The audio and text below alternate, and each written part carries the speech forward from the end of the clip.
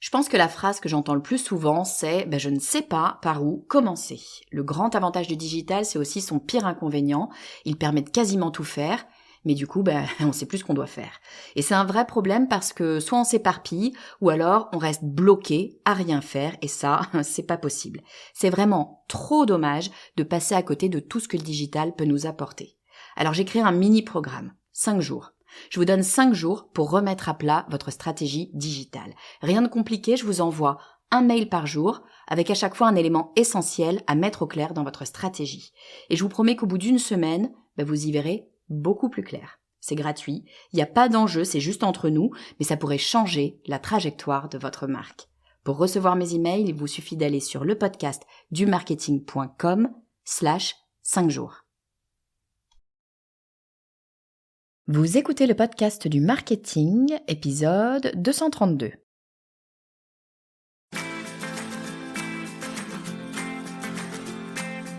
Bonjour et bienvenue. Je suis Estelle Ballot et je suis ravie de vous recevoir sur le podcast du marketing.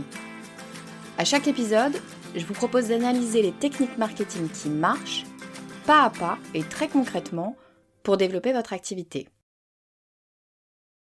Avoir son propre média, c'est un game changer. Quand je parle de médias, je parle de création de contenu. Et de contenu dont on est propriétaire, vous me voyez venir, je ne parle pas de ce que vous postez sur les réseaux sociaux, non.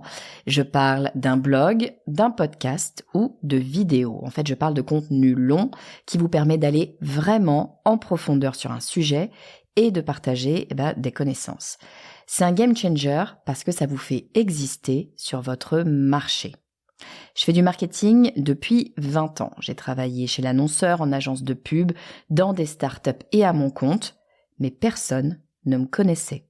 Et à part mes clients ou mes collègues, personne ne pouvait dire si j'étais oui ou non compétente dans mon domaine. Ça a changé quand j'ai lancé ce podcast. Parce que le podcast du marketing, c'est une vitrine qui me place comme l'une des références du marketing en France. Ça fait bizarre à dire, parce que je crois pas être meilleure que beaucoup d'autres. Je suis pas mauvaise, attention, mais pas meilleure non plus. En revanche, quand on écoute des podcasts business, on me connaît et on m'identifie comme une spécialiste du marketing. Créer du contenu m'a rendu visible sur mon marché. Bon, donc créer du contenu, c'est un game changer, sauf que ça prend du temps et de l'énergie. Et le piège dans lequel on est nombreux à tomber, moi y compris, c'est de passer beaucoup de temps à produire du contenu et très peu à communiquer sur ce contenu. Sauf que si on ne sait pas que le contenu existe, personne ne viendra le consommer. Tout le travail qu'on aura fait tombe à l'eau. Hors de question de laisser les choses comme ça, alors j'ai fait appel à un autre podcasteur qui a une méthode infaillible pour rendre son contenu visible. Ça vaut pour les podcasts et ça vaut pour tous les contenus longs.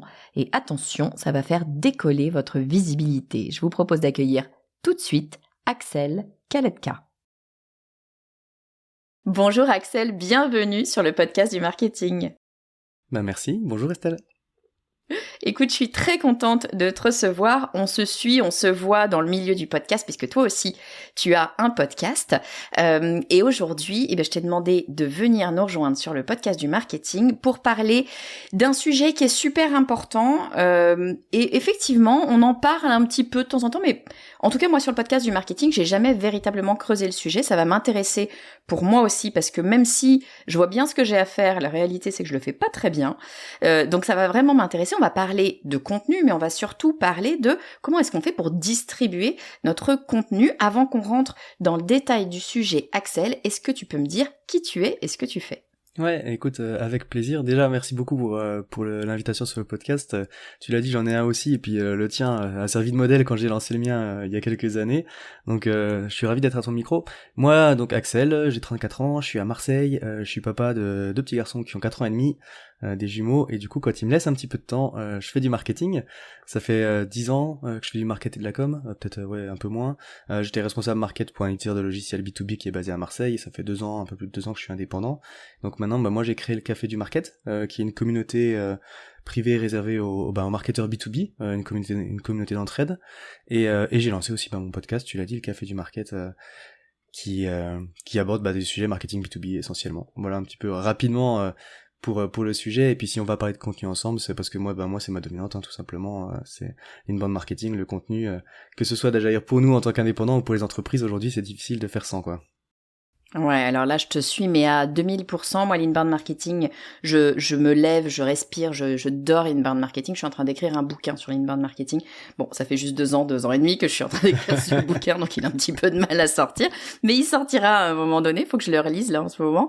Mais c'est sûr que, l'inbound, la création de contenu, le fait d'attirer ses clients à soi, etc., c'est véritablement une stratégie ultra pertinente et pertinente pour plein de types de business différents.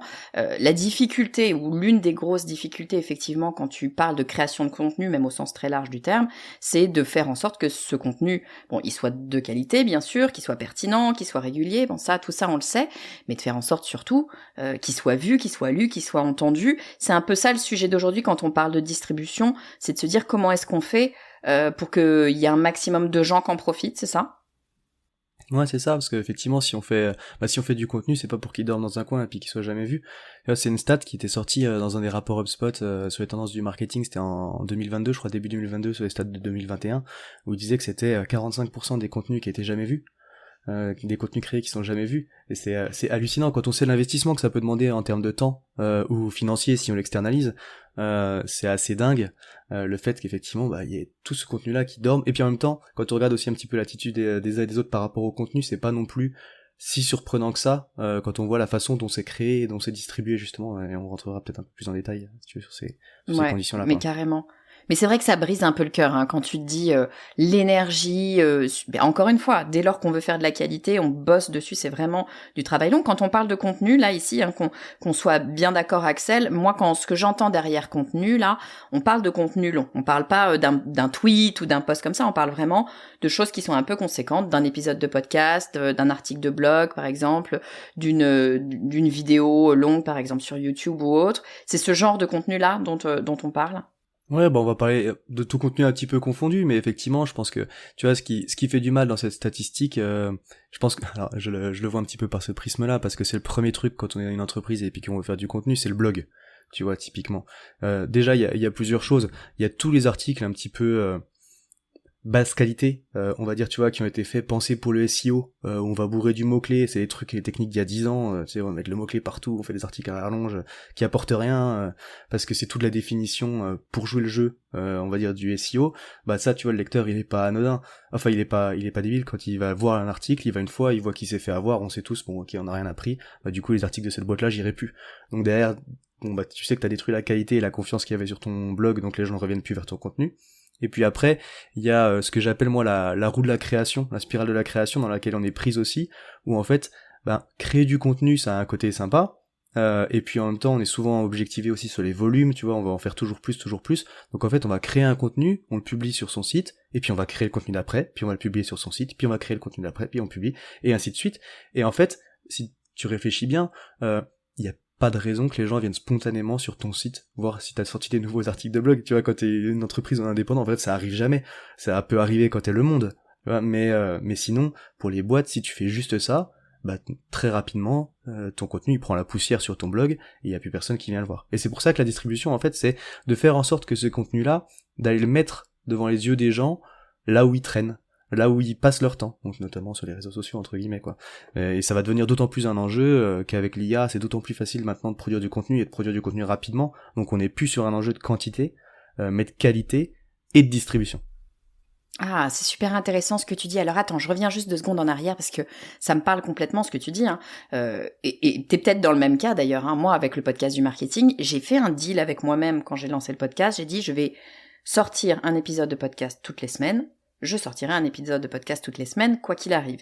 Ce deal-là, je l'ai fait avec moi-même, parce que ça, c'est pas une règle absolue, hein, c'est juste ma façon de fonctionner à moi, avec ma personnalité. Je sais que si une fois je me dis oh non, aujourd'hui je publie pas parce que tu vois j'ai un peu mal à la tête, je suis fatiguée, je suis malade, les enfants ont mal dormi, moi aussi, etc. Si je commence à me donner le droit de pas publier une fois, je sais que c'est fichu. Tu sais, c'est comme la salle de sport. Si tu commences à dire non, mais j'irai la semaine prochaine, bon, c'est mort, tu le fais plus.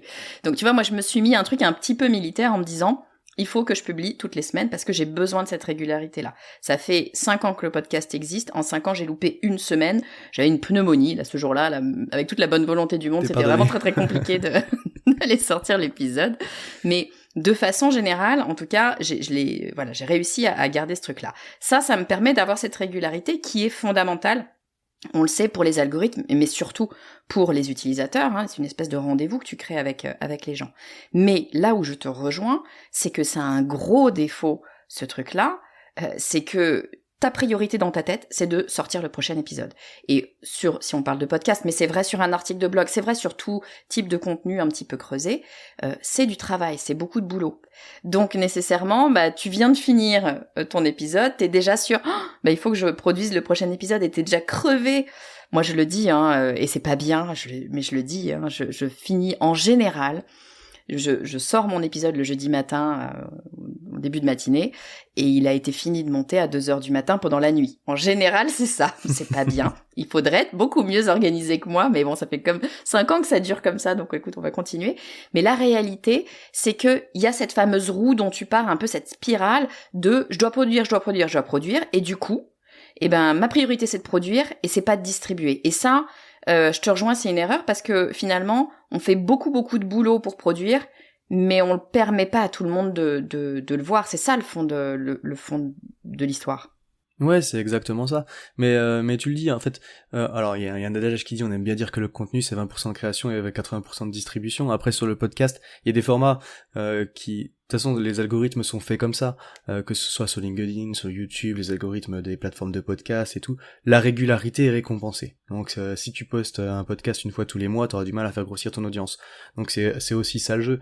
Par contre, c'est derrière de se dire, quand je publie un épisode de podcast, peut-être que je vais en tirer 2 posts LinkedIn, tu vois, je vais faire un post de promotion et puis je vais faire un post avec la matière, on va dire, tu vois, du podcast que j'aurais transposé à l'écrit, et puis peut-être que tu as une newsletter que tu vas pouvoir faire partir aussi, et puis d'un coup, tu vois, tu passes d'un podcast où tu vas faire 1000, 2000, 3000 écoutes, je sais pas exactement quelles sont tes audiences, tu vois, mais d'un épisode isolé qui va faire, disons, 1000 écoutes, à un épisode qui fait 1000 écoutes, plus un post LinkedIn qui va faire 2500 impressions, plus un autre post LinkedIn qui va refaire 2500 impressions, et une newsletter que tu envoies à 5000 personnes.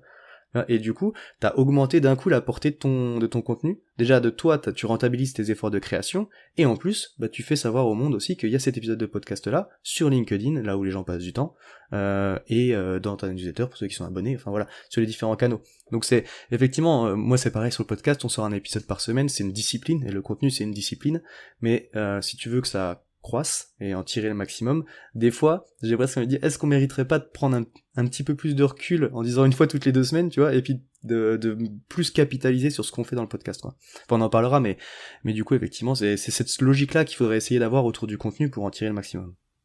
Ouais, c'est un peu ce petit effort en plus qui va permettre d'amplifier vraiment la création le contenu qu'on a créé. Évidemment, ça demande encore un petit peu plus de discipline et encore un petit peu plus de temps et de ressources, mais ça va nous permettre, comme tu le disais, d'avoir les vues sur LinkedIn, plus la newsletter, plus ceci, plus cela, et ça va venir faire croître l'audience globale de notre contenu de façon générale. Bon, ça, moi, je suis d'accord avec toi et j'ai envie de te dire, oui, c'est sympa Axel ce que tu me dis là, mais on s'en doute un petit peu. On le sait que il faut créer du contenu, puis après il faut le distribuer.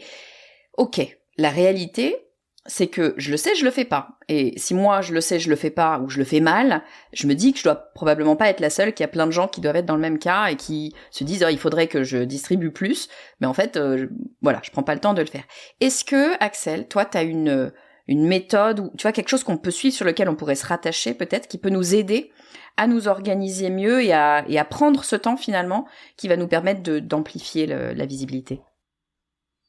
Ouais, alors il y a un framework que j'aime bien, et puis on va t'en parler, c'est le framework des 3C. Ça a été explicité comme ça par un américain qui s'appelle Justin Simon, et en fait, donc je vais te l'expliquer juste après, mais ce qui est important en fait, c'est quand on parle de contenu déjà, c'est donc de savoir pourquoi on le fait.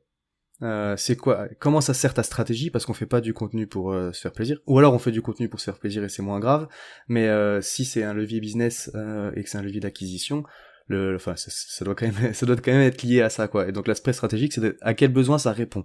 mon contenu. Et après, c'est de se dire, bah effectivement, si c'est un levier d'acquisition business, dans ce cas-là, il faut faire les efforts de distribution, parce que sinon t'auras pas de résultat par ton contenu.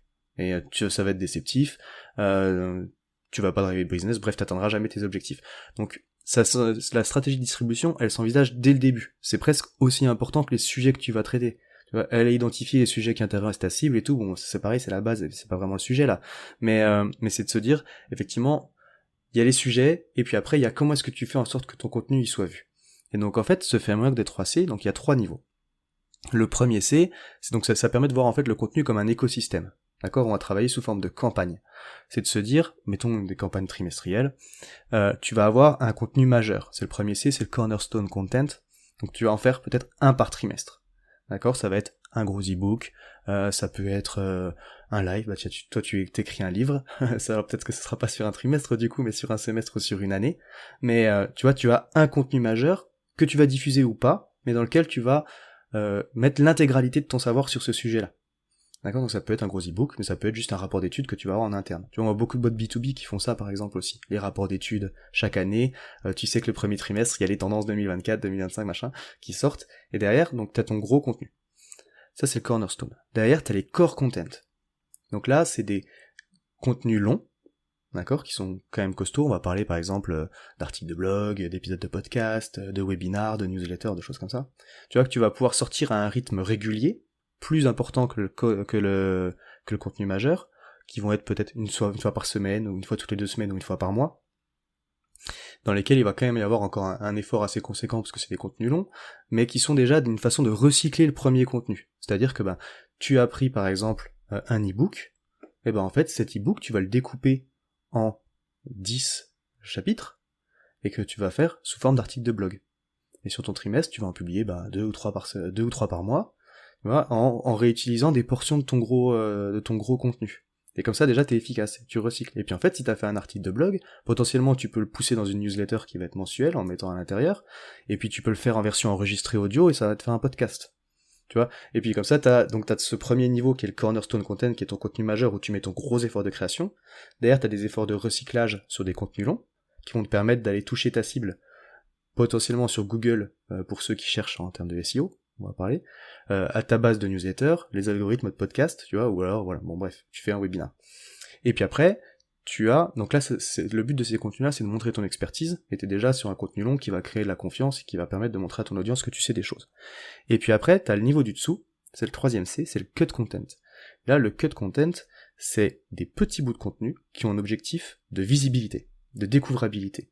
Et donc là, c'est ce que tu vas aller faire, c'est des petits contenus que tu vas peut-être aller faire une fois par jour, ou plusieurs fois par semaine en tout cas, sur des canaux qui ont un fort potentiel de viralité, de découvrabilité. Donc notamment, on parle des réseaux sociaux, souvent. Tu vois, et donc là, c'est de te dire, j'ai sorti mon article de blog de la semaine, et donc en fait, je vais en faire, dans un article de blog, t'as peut-être 4 ou 5 chapitres, de nouveaux paragraphes, et en fait, tu peux développer une idée clé, tu vois, chaque paragraphe a une idée clé, tu vas aller la développer dans un post LinkedIn. Ou alors tu fais une petite vidéo facecam, tu vois, où t'expliques juste l'idée de ce chapitre-là, en 1 minute. Et cette vidéo-là, tu vas la poster sur LinkedIn, sur Insta, sur Twitter, sur TikTok. C'est le même format, vertical, short, YouTube short, tu vois, et puis tu peux la mettre sur plusieurs canaux. Parce que là, le format, il se duplique bien. Mais du coup, voilà, et en fait, t'as fait ton article de blog, et t'en as fait derrière 3 contenus presque. T'es pas obligé de tous les publier la même semaine, tu vois, parce que pour pas parler tout le temps du même sujet toute la semaine, on va dire. Mais l'idée, c'est d'avoir tu vois, cette espèce de pyramide, en fait, où au premier étage, t'as ton gros contenu majeur.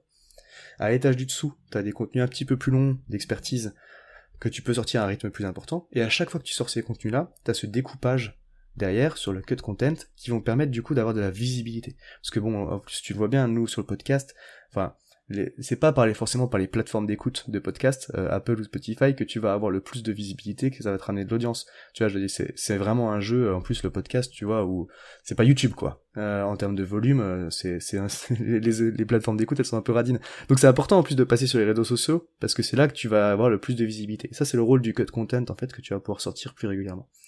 Donc voilà, l'idée c'est de se dire, c'est quoi le rythme de publication que je suis capable de tenir, c'est quoi mon gros contenu majeur, et derrière, comment est-ce que je le découpe peut-être blog newsletter, tu vois, et puis après c'est derrière la découvrabilité, c'est LinkedIn et Insta, je sais pas, mais c'est, tu vois, c'est de se dire c'est quoi, qu'est-ce que je suis capable de tenir et qu'est-ce que je peux faire au minimum à chaque fois, et donc comme ça tu choisis un petit peu tes formats de contenu pour pouvoir arroser comme ça en termes de régularité, quoi. Ce que je trouve vachement intéressant, il y a vraiment deux éléments pour moi dans ce que tu dis, que je trouve vraiment intéressant, c'est que t'as ce sentiment que t'as un vrai travail de contenu à créer au départ, mais qu'après tu vas vraiment capitaliser sur ce contenu, c'est-à-dire que bien sûr qu'il y a du travail parce que il va falloir réadapter, réorganiser, refaire, etc. Mais en tout cas la réflexion, la matière grise, tu vois, la vraie réflexion de base, elle est déjà là. Tu réinventes pas la roue, tu pars de ce que t'as et tu le présentes d'une façon plus découpée, plus courte et à chaque fois un petit peu plus courte pour l'avoir. Et le deuxième élément que je trouve intéressant, c'est ce que tu disais, c'est que c'est pas parce que t'as sorti un article de blog sur un sujet cette semaine que tous les jours sur LinkedIn ou sur je sais pas où, t'es obligé de parler de ce sujet-là. Là, l'idée c'est de te faire en fait une bibliothèque de contenu snacking ou pas snacking d'ailleurs, mais de contenu que tu vas pouvoir réutiliser à différents moments et venir comme ça semer tes graines un petit peu tout au long de l'année, du semestre, enfin peu importe le timing que tu prends. C'est ça l'idée, c'est vraiment de se construire une base de données finalement. Ouais, c'est ça, mais en fait, tu peux le prendre dans les deux sens, même si tu veux, parce que là, je te l'ai découpé à partir du contenu majeur. Mais mettons que tu veuilles écrire un livre, d'accord ? Tu pourrais très bien te dire que, effectivement, en fait, tu vas fonctionner dans l'autre sens. Moi, je vais pas prendre l'exemple du livre, parce que je vais pas t'expliquer comment on fait, j'ai aucune idée de comment on fait.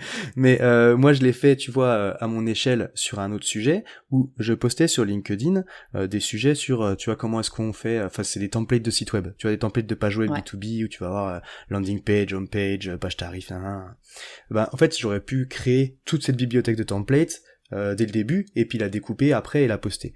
Sauf que ça aurait pris du temps sur le premier contenu majeur. Du coup, et puis potentiellement c'était un investissement en temps, ça se trouve ça allait pas intéresser ma cible. Tu vois, j'avais fait donner un cours en école de marketing, et j'avais fait un template de landing page pour ça. Ce template, j'ai posté sur LinkedIn avec le texte explicatif sur comment est-ce qu'on fait. Tu vois, que c'est les différents blocs de l'image. Ça a bien marché. Donc je me suis dit, c'est mon meilleur post. Donc je me suis dit, là il y a un sujet, tu vois. Et donc en fait, quelques semaines après, j'ai fait le template de homepage, avec le texte qui allait avec. Et puis quelques semaines après, dans ma newsletter, j'ai fait le template de page tarif, avec le texte qui allait avec. Et puis en fait, j'ai rajouté le template de page de blog, et puis j'ai rajouté le template de page comparatif, tu vois. Et puis du coup, toutes ces pages-là, après, tu vois, je les ai rassemblées dans un seul gros lead magnet, que j'ai mis du coup derrière en téléchargement et que j'ai poussé sur les réseaux sociaux. Et ça a vachement bien marché. Et donc en fait, tu peux le prendre comme ça dans l'autre sens, en publiant petit à petit des petits blocs, en ayant en tête, tu vois, que tu prépares en fait ton gros contenu, parce que t'as ton idée de chapitrage, c'est juste que c'est la création de contenu qui prend du temps, et du coup tu vas découper comme ça tes petits efforts de création dans le temps, tu fais d'abord tes snacks, comme ça te permet de faire ton blog post, et puis comme ça va te permettre de préécrire ton bouquin. Tu vois, tu peux apprendre la mécanique dans les deux sens. Exactement, ouais. Et j'aime beaucoup, moi, cette idée un peu de test aussi, de se dire, attends, de faire un gros contenu, ça prend du temps, ça prend de l'énergie, et ce serait bien quand même que ça intéresse des gens. Si je suis pas sûre de mon coup, après tout, on sait pas toujours, parfois on sait, mais parfois on sait pas. C'est intéressant de tester. Et ce que tu me dis là, ça me fait penser à une strat d'Alex Hormozy. Tu sais, Alex Hormozy, c'est un de ces gros gourous américains du marketing dont on entend beaucoup parler en ce moment, et à juste titre, il fait des choses, on est d'accord ou pas d'accord, mais en tout cas vachement intéressantes d'un point de vue marketing. Et l'une des stratégies dont il parle, que j'ai trouvé d'une simplicité assez foudroyante et évidente, quand il a une idée, donc il note toutes ses idées qui lui viennent peut-être au cours de la journée, et en fait il fait des tweets. Mais vraiment, il se casse pas la tête, des tweets ultra basiques de vraiment quelques mots, et il regarde ce qui marche. Et les tweets qui font réagir, il se dit, ok, là il y a un sujet, et il va développer exactement ce que tu viens de dire. Il va aller développer peut-être un post LinkedIn qui va être un petit peu plus travaillé, et puis si ça continue de marcher, il va aller développer un article de blog, etc. Et il va remonter la pyramide dans l'autre sens. Donc vraiment super intéressant, effectivement, d'avoir cette double entrée et ce double chemin finalement du haut vers le bas et du bas vers le haut. Ouais, moi je pense que ça dépend aussi pas mal, tu vois. Enfin, si t'es indépendant ou si t'es une entreprise, t'abordes aussi peut-être pas le sujet de la même façon. Enfin, tu vois, l'effort pour un indépendant d'aller créer un e-book ou un rapport d'études, il est beaucoup plus important. D'autant qu'on n'a pas forcément, dans un premier temps, tu vois, la base de données, enfin, ou voilà. Alors que quand t'es une entreprise, bah, tu vas faire un partenariat avec YouGov, tu vois, ou Opinionway, parce que tu sais que tu vas sortir ton baromètre annuel et puis, ben, du coup, voilà, tu vas payer l'étude, tu vas la faire. Et puis là, du coup, tu vas pouvoir partir dans l'autre sens, on va dire entre guillemets. Mais bon, bref, voilà, c'est à voir comment tu préfères mettre tes efforts de création. Effectivement, cette possibilité-là, les réseaux sociaux, c'est une formidable caisse de résonance pour tester tes idées et identifier les sujets qui marchent, quoi. Ça, c'est sûr. Et alors, c'est vrai qu'on pense souvent aux réseaux sociaux. Hein. En général, d'ailleurs, quand on parle digital, les gens me disent « Ah bah oui, le digital, c'est les réseaux sociaux ». Moi, je me bats en me disant « Non, ça n'est pas que les réseaux sociaux ». Mais évidemment, ils sont là et c'est très très bien. Ils nous donnent une vraie opportunité, les réseaux sociaux.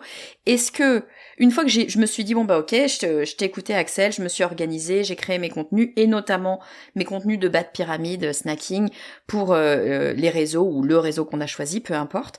Est-ce que tu as d'autres endroits ou d'autres choses endroit où je pourrais poster ces éléments-là, autre que le post LinkedIn, moi je suis sur LinkedIn, ou le post, je sais pas, Facebook ou Instagram. Est-ce qu'il y a d'autres clés d'entrée auxquelles tu peux nous faire penser peut-être? Ouais, ben en fait déjà, tu vois, du coup, c'est cette pyramide, ce framework là, c'est de se dire c'est quoi mes contenus de base, tu vois, et puis effectivement de dérouler par rapport à ça, dans la création et de ce que tu vas faire, à ce que tu vas publier. Après, il y a des trucs un petit peu evergreen, on va dire, que tu peux faire, tu vois, qui vont sortir un petit peu de ça, qui sont pas de la création, qui sont presque, on va parler de promotion, tu vois, de contenu, bah, c'est la distribution aussi, mais bah, c'est bête, mais sur ton site internet, déjà, bah, quand tu crées du contenu, t'as un onglet ressources, et quand tu déroules cet onglet ressources, tu as tes cas clients, tes livres blancs, tes e-books, ton blog, tes templates, tes checklists, voilà, mais t'as les webinars, et tout ça c'est bien sorti et c'est bien identifiable. Comme ça permet déjà aux gens de savoir. Tu as effectivement des bannières dans d'autres contenus, dans un article de blog, bah tu vas mettre une bannière vers le livre blanc qui permet de creuser le sujet. Ou vers le replay du webinar qui permet de creuser le sujet, parce que sinon quand on arrive sur un article de blog, on lit, on a trouvé notre réponse et on se barre. Donc tu vois, c'est de proposer la lecture d'après, c'est pareil, tu vas avoir soit en barre latérale, soit en pied d'article, et peut-être les deux, des autres à découvrir sur le blog, avec les meilleurs articles ou les derniers articles. Voilà, donc c'est déjà, tu vois, des petits trucs comme ça que tu peux faire sur ton site, mettre une pop-up. C'est bête, mais c'est pareil, c'est un moyen de dire aux gens qui passent sur ton site qu'il y a un contenu à un endroit. Soit la pop-up bien intrusive comme on aime bien, qui te prend le milieu de l'écran, mais t'as aussi le petit bandeau, tu sais, qui est en haut, là, ce qu'on appelle une smart bar, qui va permettre de mettre en avant un e-book, un webinar, enfin bref, un truc comme ça, et qui permet à tous les navigateurs de ton site de savoir qu'il y a ce truc-là qui est sorti. Donc voilà, et déjà, le mettre bien en évidence sur le site, par les différents endroits où c'est optimisé pour le SEO, si c'est sur ton site, évidemment, parce que le SEO, c'est un canal de découvrabilité, et c'est pas une stratégie marketing, c'est un canal de découvrabilité, c'est un moyen pour les gens de trouver ton contenu. C'est les gens qui cherchent sur Google, voilà, permettre aux gens qui cherchent sur Google, et donc ce n'est pas juste une stratégie de contenu, le SEO non plus. Derrière, c'est valoriser en interne, quand t'es en entreprise, valoriser en interne ce qui est créé. Tes sales, ils doivent avoir un endroit où ils peuvent accéder à tous les contenus. Quand il y a un nouveau truc qui sort, ils doivent le savoir. L'équipe CSM, tu vois, ou Customer Care, l'équipe client, du coup, doit le savoir aussi. Parce qu'il y a peut-être des choses qui peuvent intéresser tes clients ou aider effectivement cette équipe-là. Et puis après, tu vas avoir des endroits un petit peu stratégiques, on va dire des carrefours d'audience, où tu peux le faire savoir. Bah, tu vois, du coup, toi, moi, le podcast, il est sur ma page LinkedIn. Sur mon profil LinkedIn, dans la rubrique Ma sélection, tu as effectivement le podcast, la newsletter, tu as les principaux contenus. Dans ta bannière sur LinkedIn, derrière ta photo, quand les gens y passent sur ton profil, bah moi c'est écrit dans ma bannière, tu vois. En gros, tu peux le mettre. À cet endroit-là, tu sors un e-book particulier, bah mets-le dans ta bannière. Tu vois, enfin, change la photo, mets l'image. Et tu vois, donc ça c'est tous les gens qui passent sur ton profil, bah comme ça ils peuvent savoir que t'as ce contenu-là. Le mettre en signature d'email pour toute l'entreprise. Si t'es dans le cadre d'une entreprise. Moi c'est pareil, en signature d'email, en dessous, il y a découvre le podcast et la newsletter. Tu vois, et comme ça, tous les gens à qui t'envoient un email, déjà, bah, potentiellement, ils peuvent le savoir. Et puis, tu as le message d'absence des emails. C'est je suis parti en congé pendant 2 semaines, mais si je te manque, tu peux écouter mon podcast. Tu entendras ma douce voix. C'est une bonne idée, ça. Mais ouais, mais ça c'est dédicace à Cédric Costa qui me l'avait soufflé. Mais c'est vrai que tu vois, c'est un truc. Effectivement, les messages d'absence, plutôt que dire simplement je suis pas là et puis je traiterai ton mail quand je reviens, pousse une ressource en fait. Pousse un contenu additionnel, un e-book, n'importe quoi en fait. Voilà. Et puis après, t'as effectivement capitalisé sur des bassins d'audience existants. On n'y pense pas forcément beaucoup, mais t'as des groupes LinkedIn, il y a des Slack, il y a des WhatsApp. On est tous dans des groupes à droite à gauche, potentiellement tes clients aussi. Et donc ça c'est important. Tu vois, je faisais un webinar par exemple on organisait un webinar avec une cliente il y a quelques mois, et puis on avait du mal à toucher sa cible. Elle avait une grosse base mail qui était assez peu qualifiée, mais du coup grosse base mail, et puis en fait on avait du mal à générer beaucoup d'audience même sur LinkedIn en postant. Et puis en fait on a creusé un petit peu, et elle a poussé son podcast dans un groupe LinkedIn qui était de ses prospects, tu vois. Et puis d'un coup boum, elle a eu 100 inscrits qui sont super pertinents parce que c'était le groupe thématique de ce groupe-là. Donc c'est trouver aussi en fait aller mettre ton contenu aux endroits où les gens y traînent. Tu vois, tu vas pas forcément réussir à les drainer vers toi pour qu'ils viennent te voir régulièrement, c'est à toi de faire l'effort d'aller leur pousser ton contenu. Et puis après, c'est le dernier truc, j'allais dire, qu'il faut aussi rentrer dans les habitudes, c'est en parler dès qu'on en a l'occasion. C'est bête, tu vois, mais là, ne serait-ce que dans les 5 dernières minutes de l'épisode, j'ai dû dire 4 fois que j'avais un podcast et que j'avais une newsletter. Tu vois, c'est un peu bête, mais tu vas sur un salon, t'en parles en fait, tu discutes avec des gens, t'en parles, et à chaque fois que tu as l'occasion, c'est en parler. Voilà. Donc tu vois, c'est Mathieu Stéphanie Ah ouais, mais je suis totalement d'accord. C'est en anglais ils disent être scrappy quoi. C'est aller chercher les gens. C'est vraiment mettre les mains dans le cambouis. Mathieu Stéphanie, tu connais peut-être qui a un gros podcast qui s'appelle Génération Do It Yourself. Il le dit depuis le début. Il le dit en fait, aller faire grossir un podcast. Mais c'est vrai pour tout. Hein. Là on parle du podcast, mais c'est vrai pour un blog, c'est vrai pour absolument tout type de contenu. Il dit ce qu'il faut faire, c'est aller chercher les gens. Lui, il disait au début, il prenait les téléphones de ses copains et il les forçait. En fait, il les inscrivait sur son podcast, il les inscrivait à sa newsletter pour dire t'as pas le choix, maintenant tu vas la voir, et il allait chercher les gens. Et c'est vraiment comme ça effectivement qu'il faut faire, c'est d'être dans l'état d'esprit de se dire je vais aller proposer à tous les endroits possibles et je vais aller chercher les gens. Et j'aime beaucoup ce que tu dis de se dire c'est pas juste dire je suis là, c'est aller le dire là où les gens sont, là où les gens traînent. Donc ça veut dire quoi? Pardon, je parle encore de mon persona, ma marotte à moi, mais ça veut dire que tu sais qui t'écoute, en l'occurrence sur un podcast, mais qui te lit, qui est ton futur client, et tu sais où ils sont, tu sais où ils se baladent, tu sais ce qu'ils écoutent, tu sais en qui ils ont confiance, et il faut aller là, il faut faire en sorte que à cet endroit-là, ils puissent te trouver. J'aime beaucoup aussi ce que tu dis, ça paraît évident une fois que tu le dis, mais on est combien à oublier de faire ça sur notre site internet, c'est-à-dire notre vitrine, notre chez nous, faire en sorte de faire notre auto-promo et faire en sorte que si, tu le dis, si on a un chouette article de blog par exemple, c'est super, les gens ils sont venus sur l'article de blog parce qu'ils nous ont trouvé sur Google, etc. Puis ils ont lu, ils ont eu leur info et ils s'en vont, aucun intérêt. L'article de blog n'a d'intérêt que si il t'amène vers autre chose et si il t'amène à une suite avec toi et à créer une relation. Ça c'est, je pense, l'une des erreurs premières qu'on retrouve dans le digital, c'est que les gens s'arrêtent à c'est chouette, j'ai du trafic, les gens sont venus me voir, mais ils créent pas la relation. Si t'as pas de relation, t'as pas de business en fait, t'as rien du tout, t'as un one shot et t'as rarement une vente en plus sur le one shot, donc ultra important. Axel, je vais essayer de résumer ce que tu nous as dit en vraiment en 1 minute, juste pour un petit peu nous rafraîchir l'esprit. Bon, d'abord, tu nous dis attention, tu nous rappelles que c'est bien beau de créer du contenu, c'est important de créer du contenu, mais alors il va falloir faire en sorte de le distribuer pour que les gens puissent le voir. Et tu nous donnes une stratégie, un framework qui est le framework des 3C. Les 3C, c'est quoi? C'est une pyramide. Premier C, c'est le cornerstone content, donc c'est le gros contenu.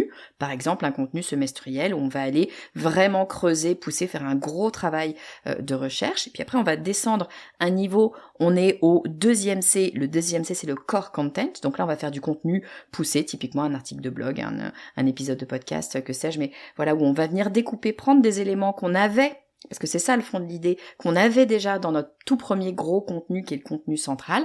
On va aller chercher des gros éléments qu'on va pouvoir réutiliser, recycler. Donc tu disais par exemple un contenu par semaine, un article de blog par semaine qui va venir de ce gros contenu. Et puis on arrive ensuite au troisième C qui est le cut content, qui est un peu le snacking, qui est typiquement les éléments de réseaux sociaux où on va venir comme ça piocher et on va pouvoir avoir pourquoi pas un contenu par jour finalement assez facilement parce que encore une fois, on ne vient pas tout créer, tout réinventer, on ne réinvente pas la roue, on vient prendre des éléments dont on a déjà parlé, puis on les travaille différemment, on les présente. Si on parle des réseaux sociaux, on peut utiliser par exemple les différents formats des réseaux sociaux, le carrousel, l'image, la vidéo, etc. Puis on vient comme ça décliner.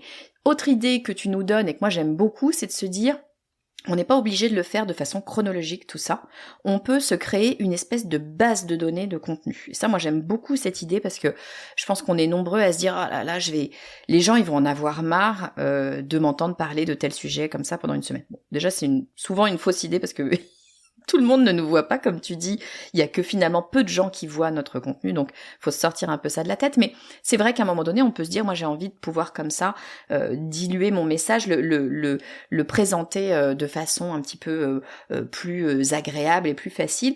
Là, ton système de base de données, de se dire, voilà, à chaque fois que je crée du contenu, je crée des sous-contenus et des sous-sous-contenus, et pouf, je me crée une espèce d'énorme bibliothèque.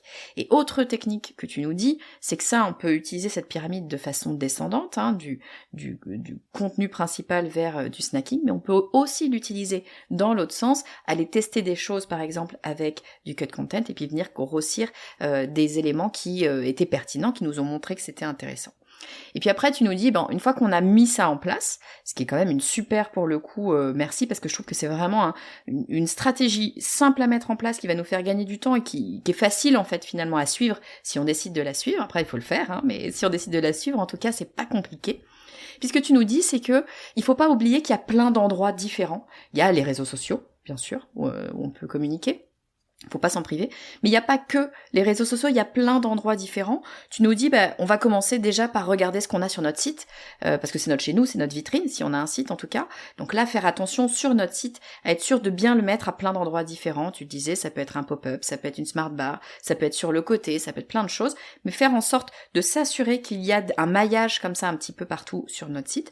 Tu dis aussi, il faut en parler aux équipes. Si on a une équipe, si on travaille avec une structure, il faut s'assurer que toute l'équipe est au courant et que toute l'équipe sait comment communiquer, peut communiquer, a le droit de communiquer, peut prendre le temps de communiquer.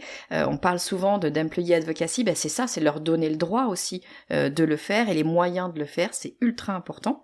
Tu disais, on peut le mettre dans notre signature de mail, je pense aux équipes, et j'aime beaucoup ton idée, on peut le mettre dans la signature automatique quand on est en vacances, je suis pas là, je peux pas répondre à ta question, mais tiens, regarde, tu peux lire mon article de blog, ça te donnera déjà des infos.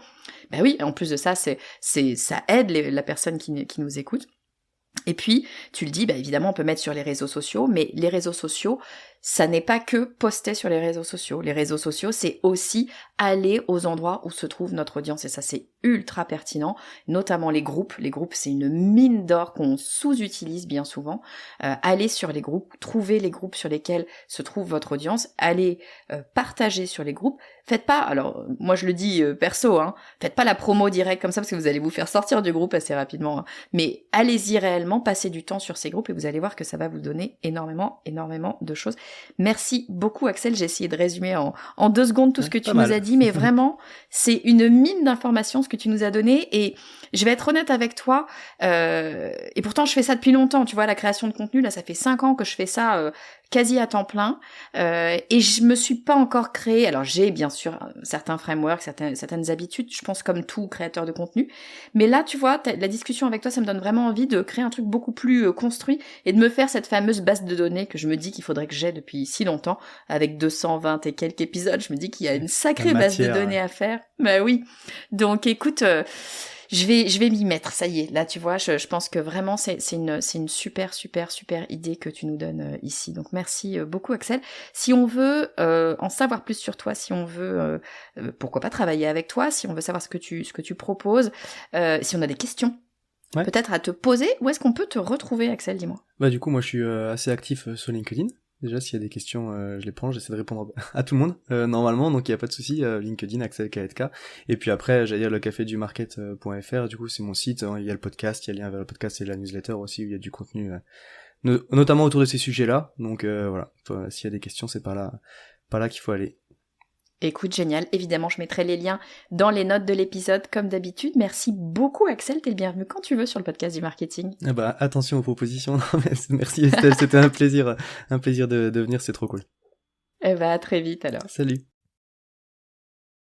Axel, merci beaucoup d'avoir partagé ta méthode avec nous.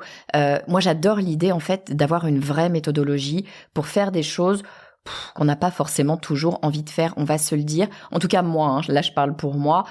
Mon truc, c'est de créer le contenu.